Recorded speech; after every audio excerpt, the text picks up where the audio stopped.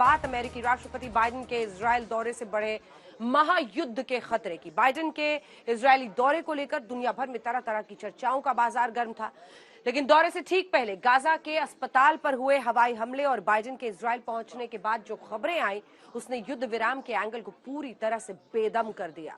Israel के खिलाफ middle east के मुल्कों ने खुल्लम खुल्ला मोर्चा खोल दिया है, तो अमेरिका ने इजरायल के सिर पर अपना हाथ धर दिया। मतलब ये कि युद्ध का दायरा गाजा से बढ़ा तो महायुद्ध पक्का है। महायुद्ध के काले बादलों के बीच जब अमेरिकी राष्ट्रपति जो बाइडेन की लैंडिंग इजराइल के तेल अवीव में हुई तो युद्ध विराम की कुछ उम्मीद थी, लेकिन जब बाइडेन के विमान ने टेक ऑफ किया तो युद्ध विराम की सारी उम्मीदें टूट गईं और महायुद्ध का सायरन बज उठा, क्योंकि गाजा के हॉस्पिटल में 500 से ज्यादा बेगुनाहों को बेदम करने वाले बम पर ब्रेक लगाने का कोई फैसला ही नहीं हुआ, क्योंकि अमेरिकी राष्ट्रपति जो बाइडेन का बायकॉट करके भी अरब मुल्क कोई दबाव नहीं बना सके।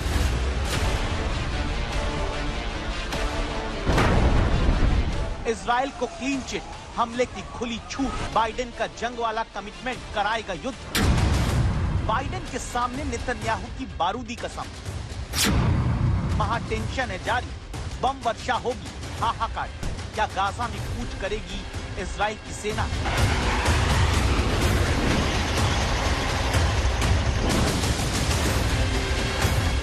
आज की सबसे बड़ी खबर यही है कि इजराइल की धरती से अमेरिकी राष्ट्रपति बाइडेन ने दुनिया को 4 बड़ी हेडलाइन दे दी। वही हेडलाइन जिसने दुनिया को महायुद्ध के मुहाने पर खड़ा कर दिया।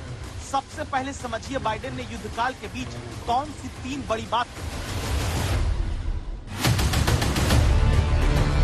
पहली हेडलाइन, गाजा के हॉस्पिटल पर हुए बारूदी हमले में इजराइल का कोई हाथ नहीं। दूसरी हेडलाइन, सेल्फ डिफेंस में इजरायली सेना के पास रिटेलिएट करने का पूरा हक। तीसरी हेडलाइन, आतंकी संगठन हमास के खात्मे के बिना शांति की उम्मीद नहीं। और चौथी हेडलाइन, हर हालत में सच्चे दोस्त की तरह साथ खड़ा रहेगा अमेरिका। इजराइल में बाइडेन ने जो कहा उसे पूरी दुनिया बहुत गौर से सुनती रही। बाइडेन के एक एक शब्द का मतलब चीन में मौजूद रूस के राष्ट्रपति पुतिन समझ रहे थे। इजराइल के सपोर्ट में बाइडेन के एक एक वाक्य के मायने अरब मुल्क निकाल रहा था और बाइडेन के बयान के बाद ईरान का अगला कदम क्या होगा ये तय किया जा रहा था। बाइडेन के बयान से दुनिया पर मंडरा रहे महायुद्ध के बादल क्यों बरस सकते हैं, इसे अब समझिए। नेतन्याहू की पहली धमकी है कि गाजा पर बम वर्षा जारी रहे। नेतन्याहू की दूसरी धमकी है कि जब तक हमास का अंत नहीं युद्ध विराम नहीं होगा। और नेतन्याहू की तीसरी धमकी है कि जो सामने आएगा बड़ी कीमत चुकाएगा।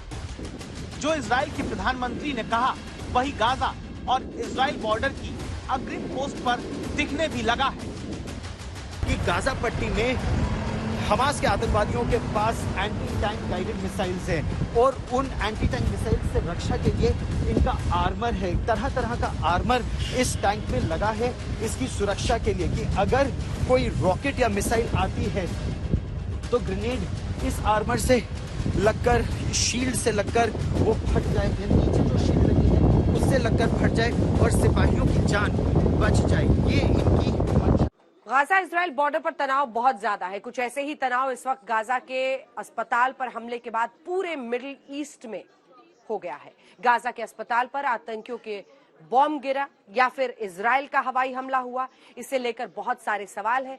लेकिन इजराइल की तरफ से सबूतों के साथ हवाई हमले में अपनी भूमिका को नकार दिया है। अमेरिका के राष्ट्रपति ने भी इजराइल के स्टैंड पर मुहर लगा दी है, लेकिन अस्पताल में हुए नरसंहार के बाद अरब मुल्कों ने अमेरिकी राष्ट्रपति बाइडेन के साथ प्रस्तावित मीटिंग को रद्द कर दिया।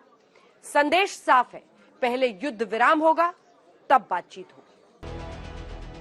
इजरायल दौरे के बाद बाइडेन को जॉर्डन जाना था, जहां जॉर्डन के किंग अब्दुल्ला, मिस्र के राष्ट्रपति अब्देल फतह अल सीसी और फिलिस्तीन के राष्ट्रपति अब्बासी के साथ गाजा युद्ध पर चिंतन और मंथन होना था।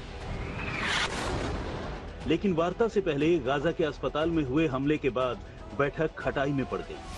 मामला सिर्फ बैठक रद्द होने तक सीमित नहीं, अब अरब मुल्कों ने इजरायल के खिलाफ मोर्चा खोल दिया है। पहली बार गाजा युद्ध पर फिलिस्तीन के राष्ट्रपति की इजरायल के खिलाफ कड़ी टिप्पणी आई है। वहीं ईरान ने इजरायल के नाम नई धमकी जारी कर दी। महायुद्ध का खतरा बढ़ने लगा है क्योंकि यूनाइटेड नेशन की सिक्योरिटी काउंसिल से लेकर ऑर्गेनाइजेशन ऑफ इस्लामिक कोऑपरेशन तक इजरायल के खिलाफ घेराबंदी शुरू हो गई है। सऊदी अरब के जिद्दा शहर में OIC की एक इमरजेंसी मीटिंग हुई।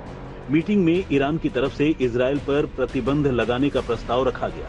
ईरान की तरफ से कहा गया कि इजरायल के साथ क्रूड ऑयल समेत सभी तरह के बिजनेस पर रोक लगाई जानी चाहिए। यहां तक कि इजरायल से अरब देशों को अपने राजनयिक रिश्ते तोड़ लेने चाहिए। अरब मुल्क लामबंद हो रहे हैं, इजरायल के खिलाफ प्रतिबंध की बात कर रहे हैं।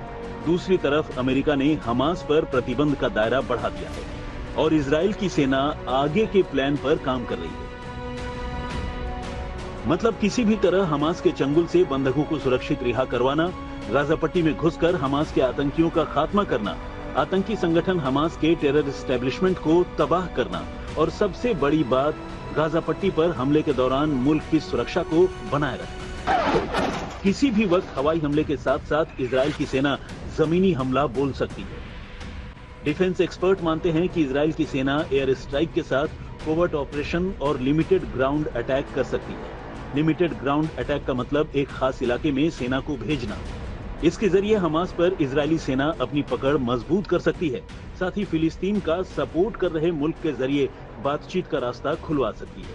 यानी दूसरे विकल्प में सैन्य कार्रवाई के साथ साथ बैकडोर डिप्लोमेसी के जरिए बंधकों की रिहाई के बाद युद्ध विराम का ऐलान हो सकता है। लेकिन इस विकल्प में भी कई चुनौतियां हैं। अगर युद्ध लंबा चला तो गाजा की घेराबंदी ज्यादा दिनों तक करना मुश्किल होगा।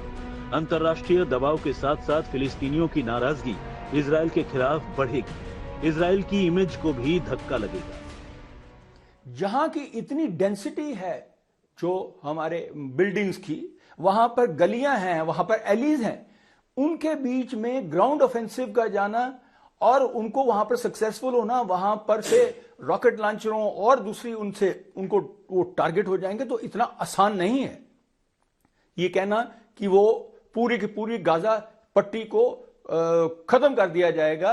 जो 15 से 17 किलोमीटर की और 2-3 किलोमीटर की पट्टी है उसको खत्म कर दिया जाएगा, इतना आसान नहीं है। वहीं दूसरी तरफ डिफेंस एक्सपर्ट PK सहगल की निजी राय है, खतरे बड़े हैं इस युद्ध में। मेरे ख्याल सबसे बड़ा खतरा जो है, कोई गारंटी नहीं कि हमास को परास्त कर सकेगा, कोई गारंटी नहीं कि जो ऑपरेशनल मिशन है या उसका एम है उसको पूरा कर सकेगा, कोई गारंटी नहीं कि उसका बहुत बड़े पैमाने पर नुकसान नहीं होगा, कोई गारंटी नहीं कि वॉर लिमिटेड रहेगी इस एरिया में, क्योंकि ऑल्टरनेटिव फ्रंट खड़े हो जाएंगे।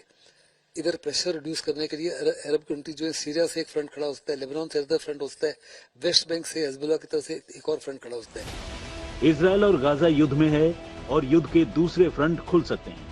अगर ईरान ने अपनी धमकी को सच कर दिखाया तो सीधे तौर पर अमेरिका भी युद्ध में कूद पड़ेगा। ऐसा हुआ तो महायुद्ध बहुत करीब है। आज तक ब्यूरो।